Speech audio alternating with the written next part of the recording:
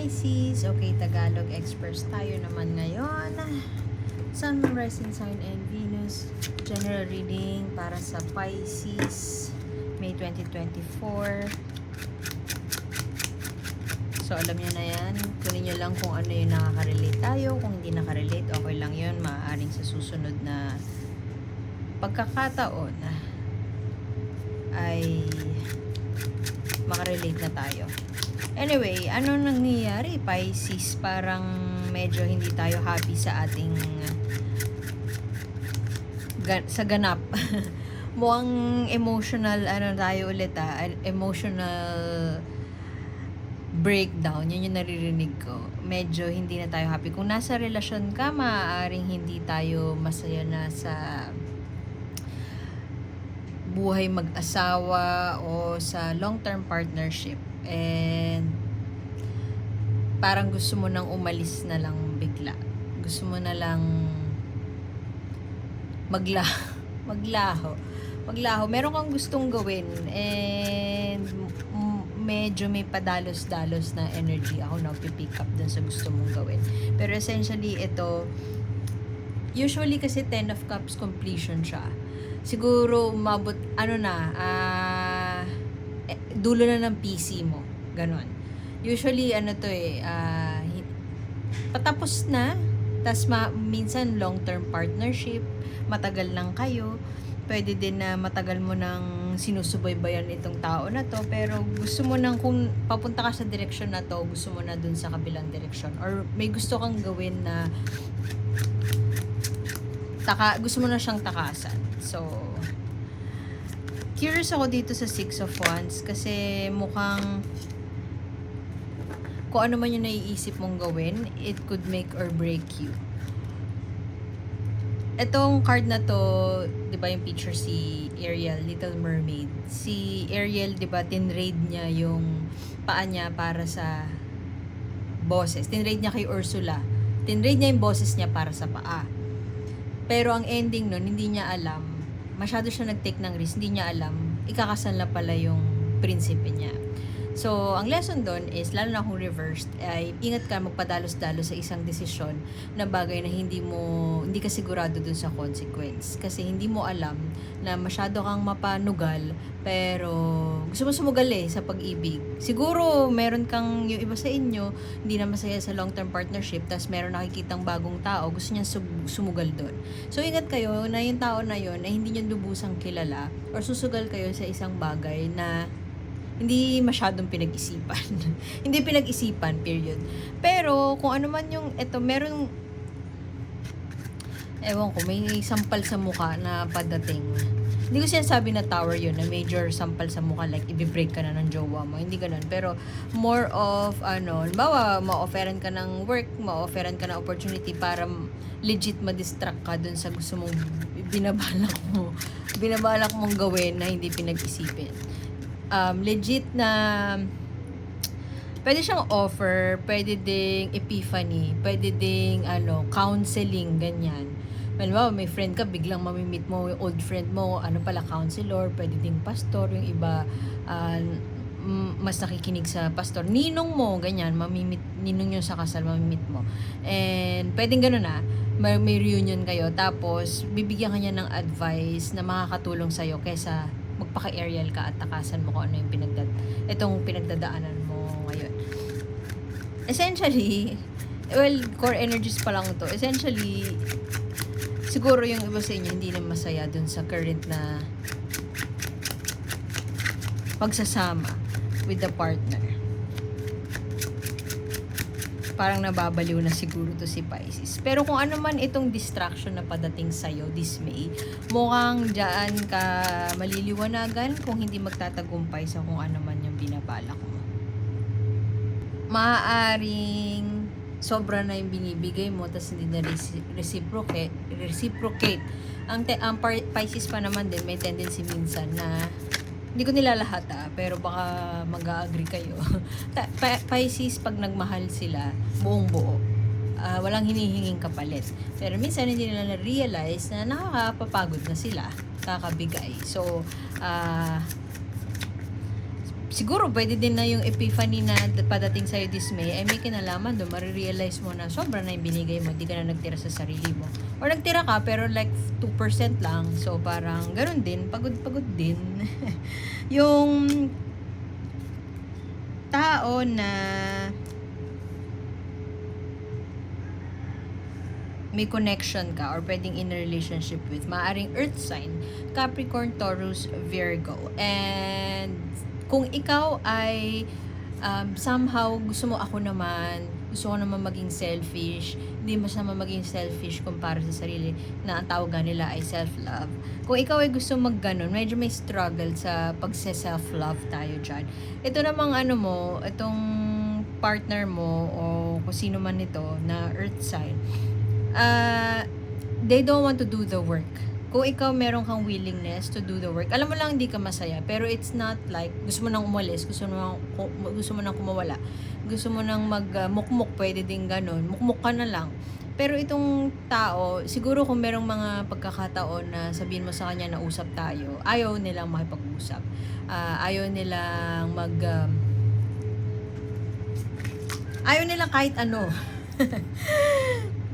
Siyempre, ayaw mo sabihin maghiwalay na lang tayo, no? Pero kung sabihin mo maghiwalay na tayo, baka pumayag pa sila. Ayaw nilang kumilos. Ayaw nilang parang, wag na lang. Parang ano lang yan hassle lang yan. O pwede din na ganun na yung treatment niya towards sa'yo. Kaya meron ng parang may hindi in denial tayo, no? Na gusto mo nang umalis, gusto mo nang kumawala. Pero kung titingnan mo yung root cause nun, medyo hindi na tayo masaya, no po? So, may takot siguro.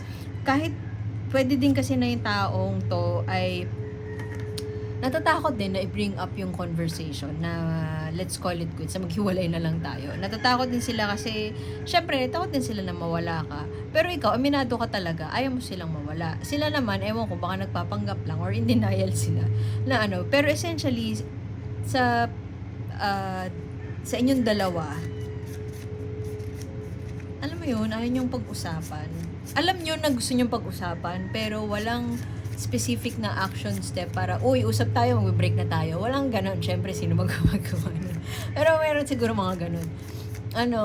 Hindi kayo, hindi outright na tahasan na sasabihin na, usap tayo, ano na nangyari sa atin. Ganon. Pero, tingin ko, this May, may breakthrough moment na mangyayari. Ewan ko, siguro, makakakrack mo yung code kung paano i-open yung conversation, or pwede din mahuhuli mo yung kiliti niya. Pwede din ngayon nga mamimit mo yung ninong nyo sa kasal kung kasal kayo. Kung hindi naman kayo kasal, lalabas kayo kasama ng mga common friends nyo, tapos parang may epiphany moment na kailangan nyo lang palang lumabas dahil nasobrahan na kayo ng oras sa isa't isa, nasobrahan na kayo together. So yun, merong mangyayari at magiging it's either, yun nga, sabi ko kanina, make or break. Pasensya na pala sa ingay. Alam nyo na, sa Pilipinas, maraming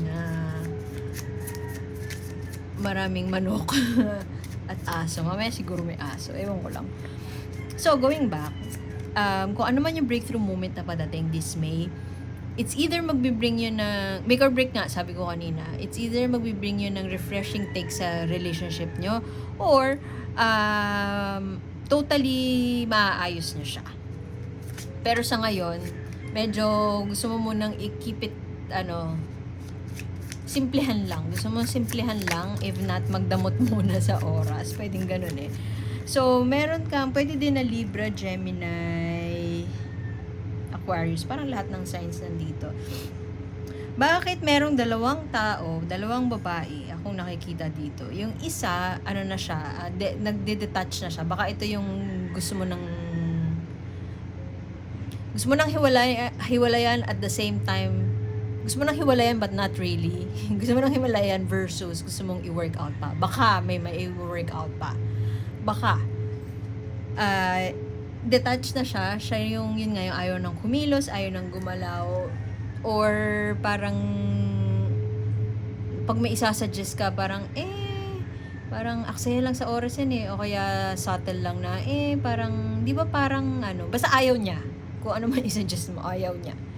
So So, pwede din siguro na nawawalan ka ng gana because of that, pero may part of you na gusto mo pa rin siyang ayusin. Tapos, ito namang isang to, merong isang tao na maaaring ito ang breakthrough, pwede pa nga ito yung breakthrough moment eh. Siya yung wawasak ng ng long-held strong beliefs mo toward relationships and love. Itong taong to, kung ikaw ay learning the ropes of self-love, self-care, mga ganyan, selfishness, time for yourself, mga ganyan. Kung ikaw ay learning the ropes of that, itong taong to, master niya na yon. So, alam niya i-pursue kung ano yung gusto niya in life, alam niya kung ano yung gusto niya. Hindi siya magpapadalos-dalos. Pwede din mas matanda to sa'yo, or pwede din na kasing age mo, pero marami na siyang experience sa buhay. Most particularly sa relationships. Doesn't matter kung romantic ba sa relationships. Alam niya kung paano, pwede din flamboyant siya, tingnan mo siya. Oh. Alam niya kung ano yung gusto niya in life. And mukhang attracted ka sa taong ganon. Na-attract ka sa taong ganon. Pwede din hindi attracted. Pwede din in-denial ka na attracted ka sa ganon. Pwede din na ina-admire mo yung ugali niya na ganon. So, maaaring minamanifest mo itong taong to sa buhay mo eh. Kasi, you're a good lover, dear Pisces. Marunong ka magmahal. And siguro gusto kang biyayaan ni universe dahil ginawa mo yung part mo sa lahat ng mga relationships. Nagmahal ka ng tunay. Yun nga lang minsan hindi na-reciprocate in a way na tingin mo deserve mo. Sabi nga sa perks of being a wallflower, di ba? We accept the love that we think we deserve. Char. So, mabuti kang magbigay. Yun nga lang hindi siya balance dun sa receiving. Give lang tayo ng give. Ba't ganun? Anyway, na-manifest mo itong taong to. Pwede ding na-meet mo na to, pwedeng kilala mo siya, meron ka in-admire na tao. Pwede din parating pa lang siya sa'yo this May. Pero pwede ding, why do I get the feeling na kilala mo na siya? Pero hindi mo siya pinagtutunan ng pansin. Kasi syempre, in love ka dun sa current pa na relationship So, parang ngayon, biglang gumaganda si Ite. Kasi, hindi ka na happy dun sa mo. Ewan ko. Pwede din gumaganda lang talaga siya. Blooming siya.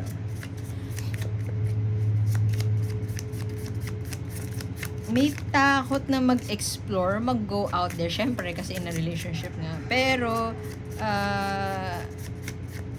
pwede din nag-overthink tayo dun sa i-react ng ibang tao.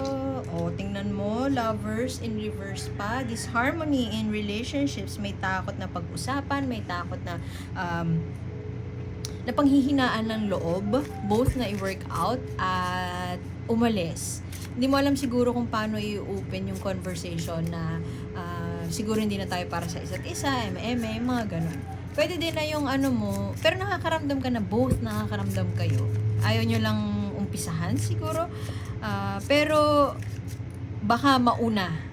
Baka mauna kung sino man to, yung detached na, yung tinatarayan ka na niya, baka mauna siya. Baka nga siya yung mag-send ng messages mabilis. Once na nangyari yun, tapusin na natin to, yung conversation na ganun. Tingin ko, tsaka papasok to. Yung sinasabi ko kanina na breakthrough moment, na parang epiphany or pwede din na. Di ba sabi ko kanina, pwedeng magre-refresh lang.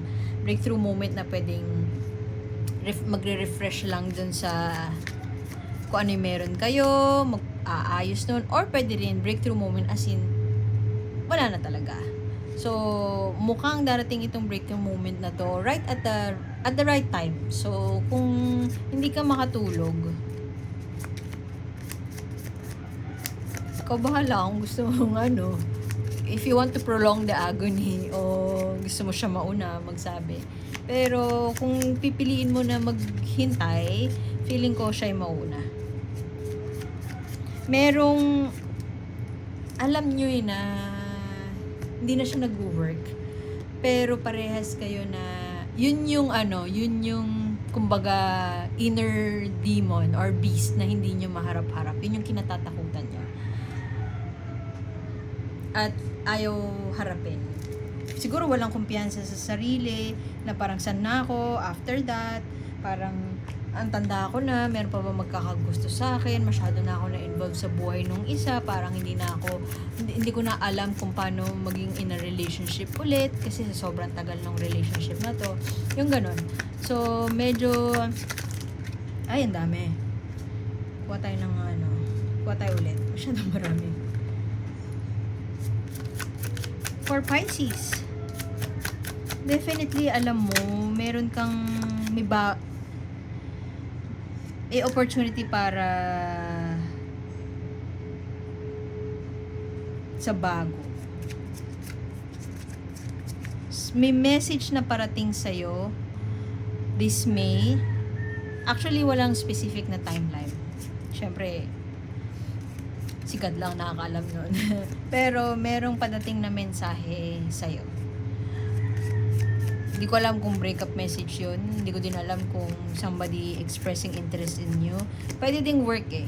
Papalit ka ng work, tas yun na yung opportunity sa'yo para totally na tumiwalag, para kumawala na dun sa issue na nangyari. Pero essentially, may magician ka dito, may pagpaplano. Pwede din na yun nga, manifesting something na feeling ko itong tao na to yung minamanifest mo, bagong tao, at pwedeng yung bagong work eh. Essentially, yun na nga. Nobody wants to do the work.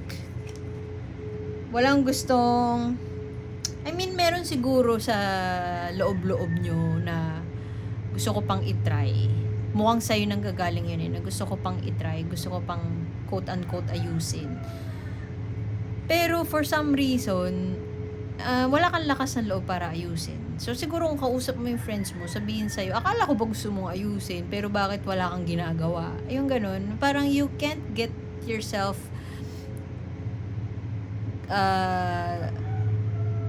alam mo yun, parang wala kang bumabangon, di ba? Ay, wala kang bumabangon, wala kang motivation, di ba? Sabi nila, para saan ka bumabangon? Kung sabihin mo para dito sa relasyon ko, sabihin sa'yo ng mga kaibigan mo, BS yun kasi wala ka namang ginagawa. Actually, both kayo eh. Pero feeling ko, lalo na kung guy ka, feeling ko yung partner mo, ikaw yung may masculine energy. Pwede din kasing guy yung karelasyon mo. Syempre, her na yung pronoun niya pala. Hindi na guy yung tawag sa kanya. Anyway, basta you get what I mean. Naghihintay siya. Naghihintay siya na ikaw yung mag-break ng ice. Ikaw mag-start ng conversation. Pero, the longer na kayong dalawa pinipili nyo na i-prolong yung agony, feeling ko, sooner or later, talagang siya na yung mauuna. O kaya, diretsahan na masasaktan ka sa sasabihin niya. O pwede din nakakasakit na siya ngayon ng mga sinasabi. Tapos dun mo na-realize na parang ayaw na sa akin ng taong to, naiirita na siya sa akin. Pero mahal ko pa siya. So, parang sige, yan lang natin na ganun. Hintayin na lang natin mag-fall apart. You're waiting for the other shoe to drop. See, sabi ko sa'yo, alam mo, may na-manifest kang tao. May wish. Tingnan mo siya, dinagit niya yung Prince Charming. Pero, pwede itong yung fool, yun nga, yung ikaw yung gumawa ng move para ipilit na magkaroon ng relasyon sa isang tao. Pwede din na, yun nga, kasi wish fulfillment to eh. Wish granted. Wish or ask and you shall receive. Yun yung message nito. And ingat ka din, be careful what you wish for. So, iwan ko na lang yun doon. I'll leave that interpretation to you. Pero, kasi yung, I don't wanna put words into your mouth and sabihin na ganito dapat yung gawin mo. So, thank you for being here, Pisces. And I hope to see you next time. Like, share, and subscribe. And see you soon. Bye-bye.